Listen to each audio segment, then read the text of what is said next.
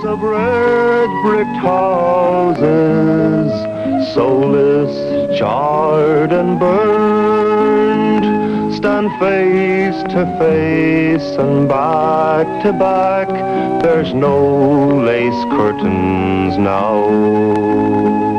An echo from the distant past, impervious to pain. Cement and bricks and human skill will raise them up again. From my flat above the streets I stare, I curse my newfound home. No human skill will raise my love to bloom into a man. Shot by cowards in his bed at the tender age of 9. Cry murder, my child, Patrick's dead in Belfast 69. I understand today that they're bringing down their barricades in order that the authority might clean their streets for them. Having littered and turned the bog side into a filthy place, then they expect the municipal authority or the commission authority to do the cleaning up for them. Now I want to say something this afternoon and underline it, that as far as I am concerned, the Protestant people have had enough of this condoning of popery and this sellout to Rome.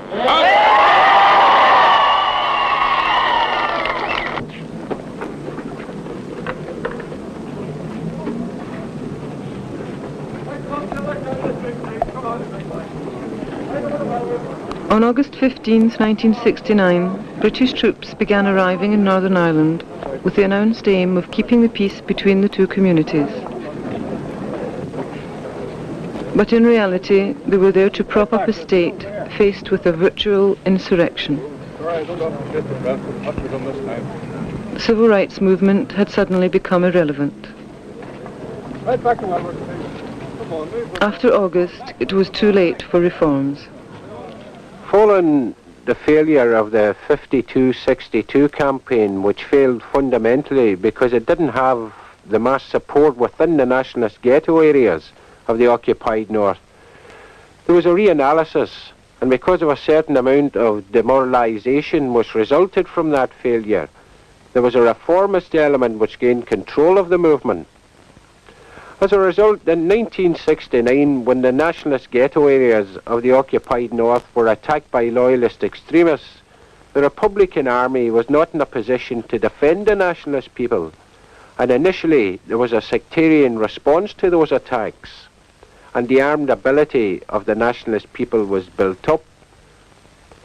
However, those people who had initially formed the political core of the Republican Army, reanalyzing that situation, that is the 1969 crisis, realized that the sectarian element was merely a symptom of British imperialist rule, and consequently it was a necessity to reanalyze a response to that symptom.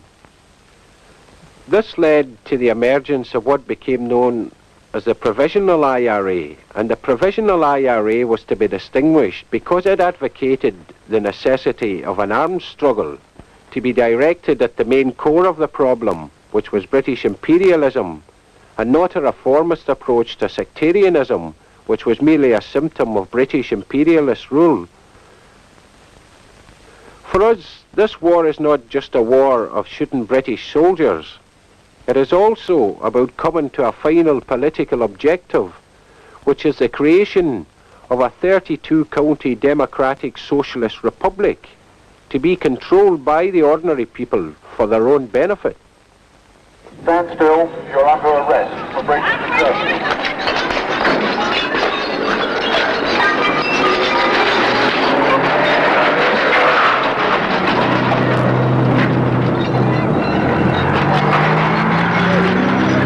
As I speak to you, the security forces are very fully engaged in the task of dealing effectively with the lawbreakers in our community. The Army is holding an area of the lower falls under strict control of movement for the rest of this weekend, subject only to such relaxations as are necessary to prevent actual hardship and to allow people tomorrow to fulfill their religious obligations. Details of these controls and of the areas to which they apply have already been announced. We all regret, of course, the inconvenience caused to decent, law-abiding people in this area who constitute the great majority. But we are determined to rid them and Northern Ireland as a whole of the terrorists in their midst. In the middle of 1970, when following a sectarian attack on one of the nationalist ghetto areas in Belfast, the Short Strand area, the Provisionals were in a position to successfully defend that particular ghetto, where the nationalist people were outnumbered something like 10 to 1. The following week, which was July 1970, in a direct response to the ability of the Republican Army to defend the nationalist ghetto areas, the British Army occupied one major nationalist ghetto area, the Lower Falls. But from the Provisionals' point of view, this was further vindication of why armed struggle was necessary, because this was the first physical manifestation of British imperialism since the 1920s. And for the first time, the people could relate to the Provisionals' claims that sectarianism was in fact just a symptom and that the main enemy was British imperialism itself. And here was something with which they could identify.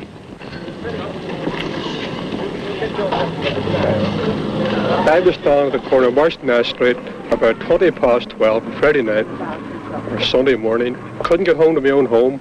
It was only around the corner at Murdoch Street. Seen a man getting shot down, shot through the head by the Scotch troops at the corner of Tree Road. And the ambulance was about 20 minutes coming, and I had trouble getting out with the man. I think the man has since died. Going to chapel this morning, we were searched 4 week guards, and they weren't even going to let us out to go to chapel this morning. It was like hell opening for sinners. It was shocking. It was worse than the Battle of Mons. They're going into the houses and wrecking the houses and all. And if you seen that man's house, you could cry your eyes out looking at it. Friday night at 5:45, my wife took bad. She was badly hit with tear gas. She was taken to Royal Victoria Hospital very ill, along with, she was expecting a baby. Baby was born at 3:15 the next morning. Baby's still very ill, along with the wife. I was taken at gunpoint from my house. Yes, I was taken at gunpoint over to Royal Victoria Hospital, taken into Royal Victoria Hospital to see my wife, and they were standing there with the guns on me at the corner. At the very bed where my wife was lying, and they had their guns on me. They marched me like a trooper down the street again. They got me to the bottom of the street and stood me up against the wall and searched me, made me lie on my face. Then they took me around to the house. When I come round to the house again, they wrecked my home. I had just come round to the house again, they were just away. They wrecked my home. Dogs that I had for other people, they set them free. Baby's clothes, the meter, beds, they tore them apart. The food, they spread it all over the place, searching for it. They went upstairs, bunk beds, took them down. They took the wife's bed down, wardrobes, took all that down. They broke the windows in the back.